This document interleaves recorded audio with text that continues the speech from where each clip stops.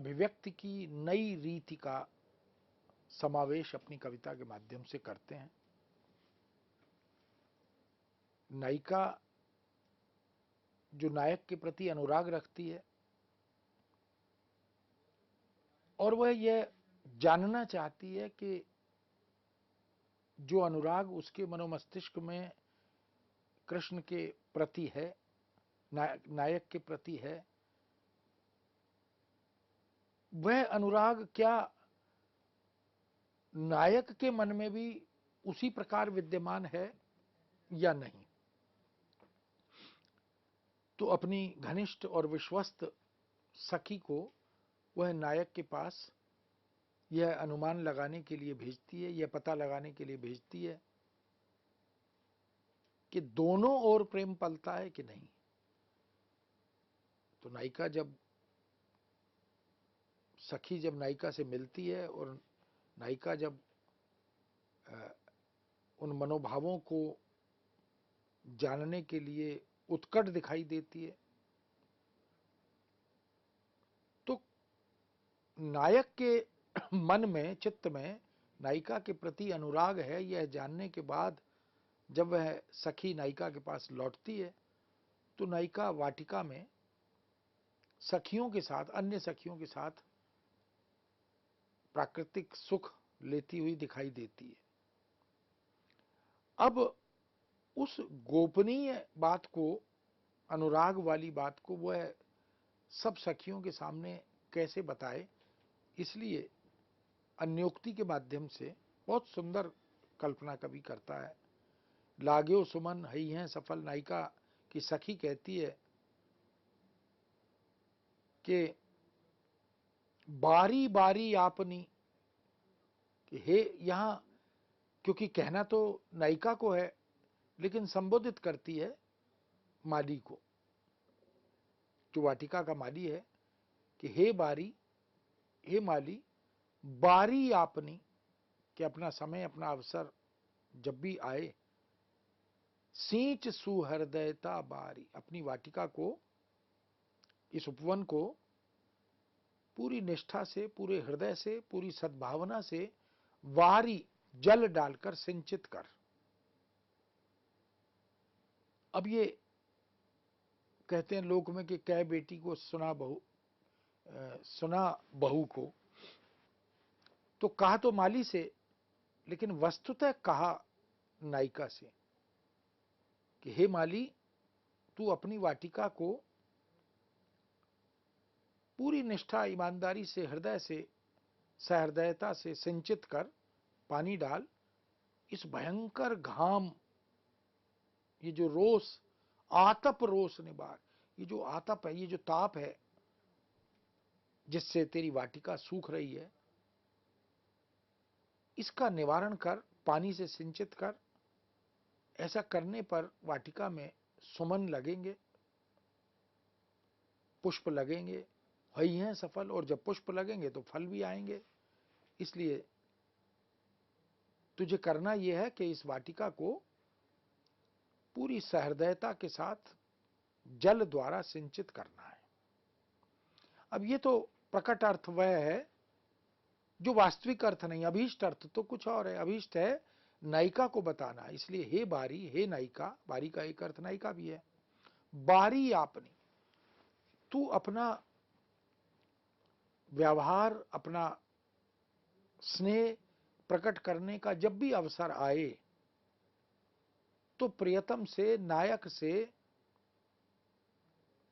अनुराग भरी वाणी से, प्रेम भरी वाणी से बात कर, संवाद कर, उसके हृदय को सिंचित कर। सींच सुहृदयता बारी, हृदय से निकले हुए मधुर मीठे वचनों से तू उसे विमुग्ध कर। ये सखी ने नायिका को इस रूप में कहा। और यदि ऐसा करेगी, यानी तू उसके प्रति जो कटु शब्द बोलती है, उपेक्षा का भाव, अनादर का भाव, इसको दूर कर और आत्मीयता से, अनुराग से, सहृदयता से उसका स्वागत कर। ऐसा करने पर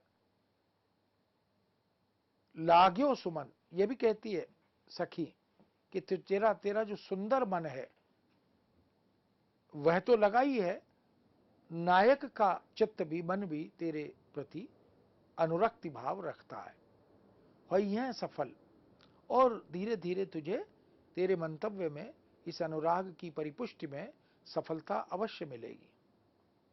आतप रोष निवार, बस अपेक्षा क्या है कि ये जो रोष भरे स्वर हैं, क्रोध भरे स्वर हैं, कर्ण कटु स्वर हैं, इनका निवारण कर और आत्मीयता और स्नेह भरे शब्दों में तू नायक के प्रति अपने मनोभावों को व्यक्त कर, तो तुझे निश्चित ही इस प्रेम संबंध को प्रगाढ़ करने में सफलता प्राप्त होगी। इस तरह आंगिक चेष्टाएं, कायिक चेष्टाएं, ये भी एक प्रकार से, जिसको आज की भाषा में बॉडी लैंग्वेज कहते हैं, हाव भाव, अनुभाव, ये सब भी मनो मंतव्य को संप्रेषित करने में सहायता करते हैं। ये जो ध्वन्यात्मकता है, क्योंकि जो अर्थ ध्वनित होता है उसकी आवाज दूर तक और देर तक गूंजती है।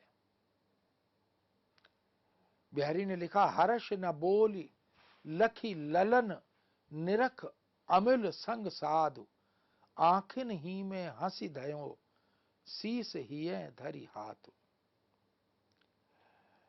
संगी साथियों को अपरिचित जानकर नायक को देखकर प्रसन्न होने पर भी नायिका कुछ नहीं बोलती। जो साथ में संगी साथी हैं वो परिचित नहीं है और नायक उनके साथ है, लेकिन नायिका कुछ नहीं बोलती। नायिका ने आंखों में ही, नेत्रों में ही, यानी जो नेत्रालाप है, जो नैत्रिक संवाद है, उसमें हंसकर अपना हाथ पहले अपने हृदय पर रखा और फिर उसे अपने सिर पर रख लिया। ये जो कूट भाषा है, इसके माध्यम से, अपनी कायिक आंगिक चेष्टाओं के माध्यम से नायिका नायक तक एक सूक्ष्म संकेत व्यंजित करती है। हृदय पर हाथ रखने का अर्थ है कि मैं तुम्हें अपने हृदय में स्थान देती हूं, और फिर उस हृदय से शीश पर हाथ रखने का अर्थ है कि मैं तुम्हें अपने सर माथे पर सजाती हूं, स्थान देती हूं, यानी तुम हृदय में रहते हो और तुम्हें मैं प्रणाम करती हूं। और इस तरह से यह जो ध्वन्यात्मकता है, यह अन्य किसी की समझ में आने वाली नहीं होती। यह नायक और नायिका के परस्पर कूट भाषा के संवाद से जो रस प्राप्ति होती है, यह अन्यत्र कहीं नहीं होती, केवल उन दोनों को होती है। यह ध्वन्यात्मकता वास्तव में बिहारी की जो शास्त्रीय समझ, इसलिए उनको रस सिद्ध कवि, रीति सिद्ध कवि ऐसा भी कहा जाता है। अलंकार शास्त्र का भी अद्भुत ज्ञान बिहारी के पास था। भेद उपभेद, उसकी जो शास्त्रीय स्थिति है, कौन से शब्द की आवृत्ति से, कौन से शब्द में एकाधिक अर्थों के समावेश से किस प्रकार के अलंकार की स्थिति होती है, ये सब भी बिहारी ने अपनी सतसई में अवसरानुकूल प्रकट किया है। कनक कनकते 100 गुना मादकता अधिकाय, उई खाए बोराय जग ई पाए बोराय। कनक कनक की आवृत्ति से अर्थ अलग होने के कारण यमक अलंकार का उदाहरण वो बन जाता है। करत मलिन आछी छबेयू, हरत जो सहज विकास, अंग राग अंगन लगे ज्यों आरसी उसास। जो सुंदर शोभा है, जो आकृष्ट और विमुग्ध करने वाली आभा है, वो जो मलिन कर देता है, वह वास्तविक रूप विकास का भी हरण कर लेता है। यानी जो नैसर्गिक सौंदर्य है उसको भी जो मलिन कर दे, वह वास्तविक सौंदर्य को हर लेता है। नायिका के शरीर पर लगा हुआ जो अंगराग है, अंगराग उबटन आदि, केसर आदि, चंदन, कस्तूरी, इनसे जो लेप लगाए जाते हैं शीतलता प्रदान करने के लिए, सौंदर्यवर्धक तत्वों के रूप में इनका प्रयोग होता है।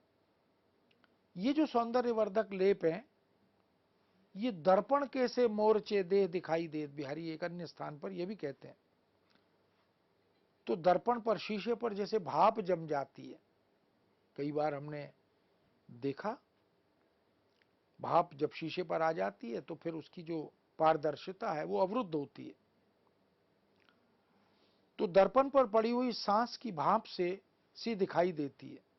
वास्तव में कहना चाहते हैं कि जो ईश्वर प्रदत्त नैसर्गिक या स्वाभाविक सौंदर्य है, उसे किसी बाह्य, जिसको ऑर्नामेंटल ब्यूटी कहते हैं, उसकी, उन सौंदर्य प्रसाधनों की आवश्यकता नहीं होती, बल्कि वो सौंदर्य प्रसाधन तो सौंदर्य बोध में अवरोध पैदा करते हैं, वो तो बाधा बनते हैं, आघात करते हैं। इसलिए आभूषण, लिप्ट, उपटन, ये सब ईश्वर प्रदत्त सौंदर्य के लिए अपेक्षित है ही नहीं। तो भूषण या आभूषण या उपटन, लेपन आदि ये सौंदर्य को असहज कर देते हैं। इतनी सुंदर है नायिका कि उसे इन सब बनावटी आभूषणों की आवश्यकता होती ही नहीं है। इस तरह कवि बिहारी सतसई में अलंकारों के संदर्भ में भी अपना मत प्रकट करते हैं।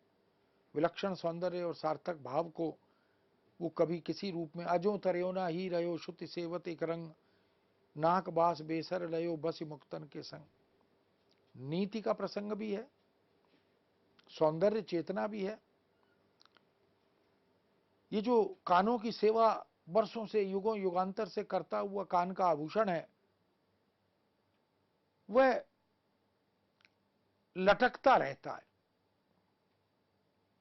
एक निष्ठा से कान की शोभा बढ़ाता है, उसकी सेवा करता है, लेकिन तरता नहीं है।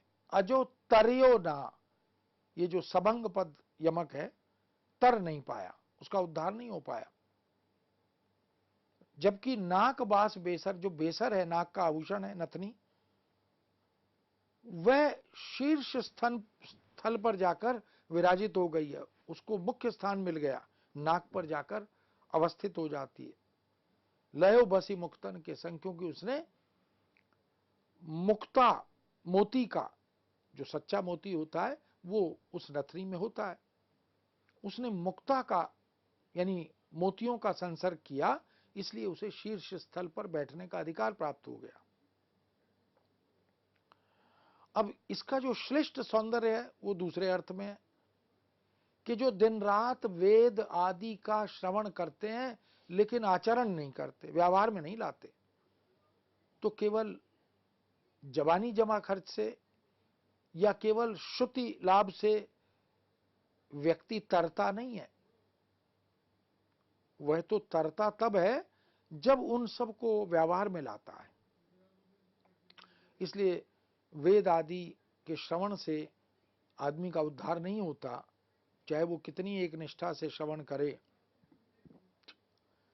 उसे तो शीर्ष स्थल, मुख्य स्थान तब प्राप्त होता है जब वो मुक्ति दिलाने वालों की संगत करता है। मुक्ति दिलाने वाले साधु, संत, ऋषि, मुनि, मार्गदर्शक, चिंतक, विचारक, दार्शनिक, गुरुजन, इनका प्रताप जब होता है तब उसे उसका मोक्ष की प्राप्ति होती है। ऐसे ही कहते हैं, जम करी मुंह तरि हरि पर्यो, ईद हरि हरि चित लाओ, विषय तृषा परिहर अजो, नर हरि के गुण गाओ।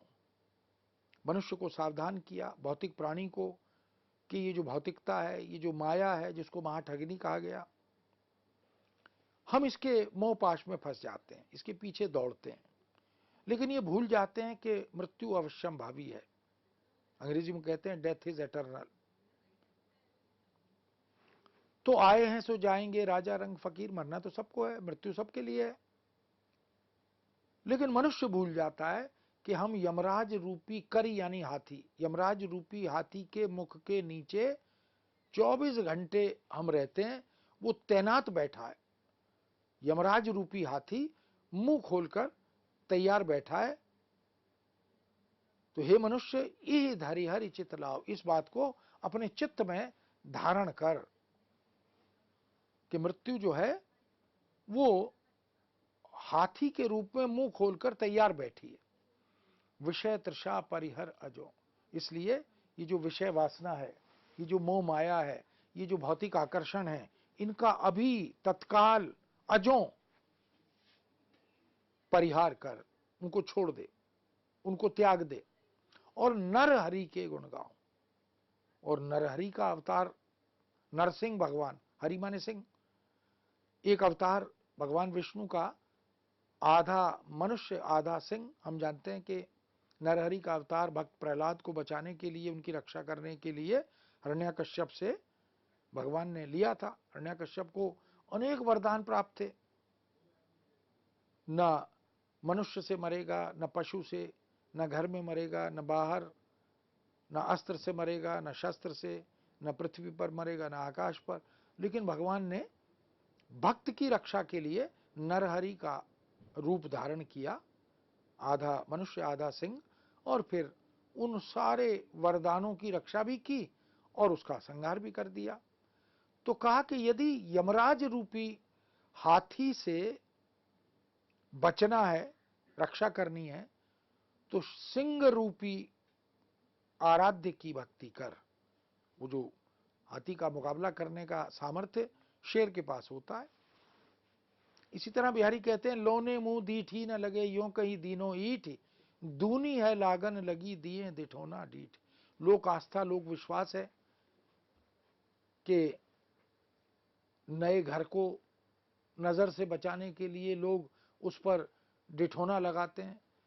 बच्चे को मां नहला धुलाकर तैयार करके उसको काला टीका लगाती है कि नजर ना लग जाए। ऐसा कहते हैं कि मां की नजर भी पहले लगती है, तो काला टीका लगाती है। लोने मुंह, नायिका लावण्य से युक्त है। लावण्य एक सौंदर्य वर्धक तत्व है। लावण्य से युक्त मुख वाली सुंदर नायिका को किसी की दीठ ही ना लगे, किसी की बुरी नजर ना लगे। एक आस्था, एक विश्वास है संसार में कि नजर लगती है। नजर लगने से व्यक्ति, बच्चा बीमार हो जाता है, अस्वस्थ हो जाता है। कोई बहुत सुंदर दिखे, उसे टोक देते हैं, उसके वस्त्र, उसके आभूषण सुंदर लगें, उसे टोक। तो बुरी नजर से बचाने के लिए फिर सामाजिक उपाय किए जाते हैं।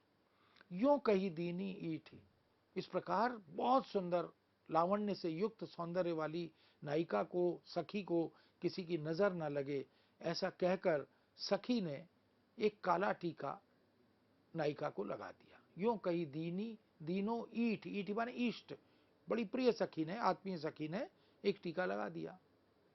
लेकिन चमत्कार बिहारी के पास अद्भुत है। दूनी है लागन लगी दिए दिठोना डीठ, लेकिन वो जो काला टीका नायिका के चेहरे पर, मुखारबिंद पर लगाया, वो नजर से बचाने की बजाय के स्थान पर दुगनी नजर लगने का कारक बन गया। क्योंकि वो जो डिठोना है वो सुंदर गौर वर्ण पर, गौर मुख पर और अधिक नजर का कारण बनता हुआ प्रतीत होने लगा। इस तरह हम देख सकते हैं कि बिहारी ने शोभावर्धक तत्वों को ध्यान में रखकर और नैसर्गिक सौंदर्य, जो ईश्वर प्रदत्त गॉड गिफ्टेड सुंदरता है, उस सब को ध्यान में रखकर बहुत सुंदर सुंदर विलक्षण कल्पनाएं की। तन भूषण अंजन द्रगन पगन महावर रंग, नई शोभा को साजियत कहिबे ही को अंग। नायिका के शरीर में ये जो तमाम सौंदर्य वर्धक तत्व धारण किए हुए गहने, आंखों पर लगा हुआ काजल, पांव में लगा हुआ महावर, ये सारे रंग, ये सब केवल कहने मात्र के लिए हैं। वास्तव में ये शोभा की सामग्री नहीं है, न ही इनसे शोभा में कहीं वृद्धि होती है। कवि कहता है सौंदर्य तो वो नैसर्गिक सौंदर्य, वो जो ईश्वर प्रदत्त सौंदर्य है, उसे किसी बाह्य आभूषण की जरूरत होती ही नहीं है। इसी तरह भरे भवन में, भरे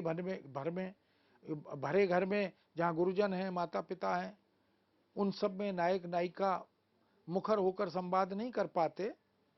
कहत नटत रीझत खिजत मिलत खिलत लजियात, भरे भवन में करत हैं नैनन हिंसों बात। तो ये जो नेत्र संवाद है, कहने, नटने, रीझने, खिजने, मिलने, खिलने और लज्जित होने का ये जो सिलसिला है, ये जो नायक से शुरू होता है और नायिका तक जाकर रुकता है, भरे भवन में नेत्रों से ही बात कर रहे हैं। और ये जो आदान प्रदान है, ये जो विचार विनिमय है, यह चल रहा है। ठीक इसी भाव को लखी गुरुजन बिच कमल सो शीस छुआयो श्याम। गुरुजनों के बीच में नायिका भी बैठी है, नायक पहुंचा और अपने कमल को लेकर अपने शीश से नवाया, शीश से छुआ दिया। ये कह दिया कि मैं तुम्हें अपने सर माथे पर बिठाता हूं। ये कूट भाषा है। हरि सन्मुख कर आरसी ये लगाई बाम। और नायिका ने भी आरसी यानी शीशे को, ग्लास को, शीशे को ऐसे पकड़ा कि कृष्ण की यानी नायक की जो छवि है वो उस शीशे में दिखाई दे रही है, और उसे अपने हृदय से लगा लिया। तो उसने कहा कि तुम मुझे सिर माथे पर बिठाते हो, मैं तुम्हें अपने हृदय में स्थान देती हूं। ऐसे तमाम प्रसंग इस बात के साक्षी हैं। नहीं पराग नहीं मधुर मधु नहीं विकास यही काल, अली कली ही सो बंधे आगे कौन हवाल। तो कुल मिलाकर बिहारी लोक को, समाज को, इन सब बिंदुओं को ध्यान में रखकर अपनी कविता में एक नई रीति का समावेश करते चलते हैं। मित्रों, इस विषय को अभी यहां विराम देते हैं, पुनः आपके समक्ष उपस्थित होंगे। आज्ञा दीजिए। नमस्कार।